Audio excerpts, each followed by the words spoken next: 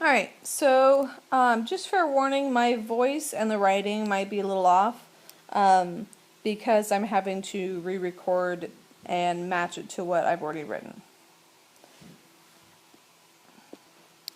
Alright, so when simplifying polynomials, specifically with adding and subtracting polynomials, you're going to just be combining like terms. And with combining like terms like you guys learned how to do in Learning Target 1, you're not going to change the powers. It is just going to be adding what looks alike, just like you guys have always done. So if it has x to the third, you can add it with another x to the third. Or if it was an xy, you can add it with another xy. The powers don't change though. So if we have example A, which is 4m to the fourth minus m squared plus 5m squared plus m to the fourth. So I need to identify my like terms. So one of them, so if I have 4m to the fourth, my other like term is m to the fourth, and when I add those, I get 5m to the fourth. Then I have my negative m squared and my 5m squared, and when I add those, I get 4m squared. Alright, so example B, for this one I'm going to write out the original problem, and then it's going to be set up in what's called the vertical way, just kind of like old school addition that you guys did when you were a little kid. So here's the problem, and I'd probably pause the video to write it down. So what I'm going to do is write it out in order from the highest power to the lowest. And you'll notice that a blank was left, and the reason blank is there is because we have 7m to the third, 3m squared, but I have nothing with just an m, so I'm going to leave it a blank there. We kind of have to go in descending order from the highest power and leave blanks accordingly. So similarly, I leave a blank under the 7m to the third because it doesn't have anything in the second one with the third. So now we're just going to add straight down, so the 5 and the negative 12 give me negative 7.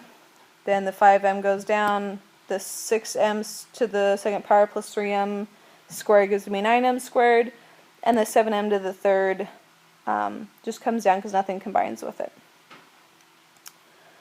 Alright, so on to some subtraction examples, if I can get this to work.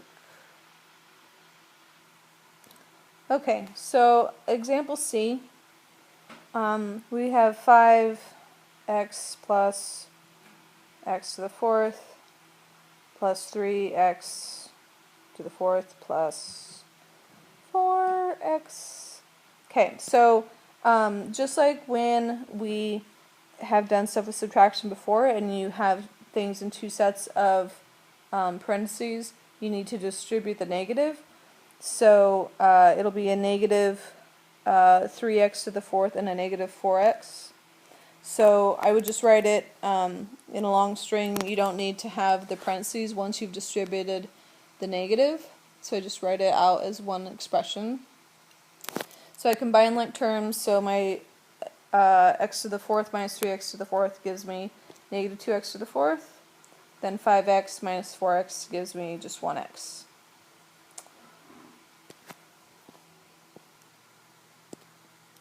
Alright, so example D, it's going to be 4 plus 3x squared plus 8x to the third y plus minus negative 7x to the third plus 12x squared plus 3. So, whoa.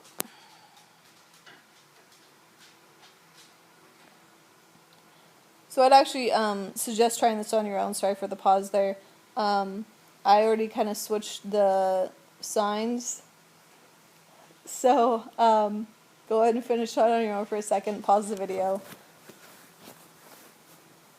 Alright, so here's what the work you should do to get the right answer. The 8x to the third y is by itself, then the 7x to the third minus, oh, my husband's cell phone's going off, 9x squared plus just 1, and that's the answer. And yeah, that's it for notes. So if you guys notice on page 19, that's your assignment, and you have 5 through 8. Those are set up vertically. Go and just try them. And yeah, do all the problems. Bye.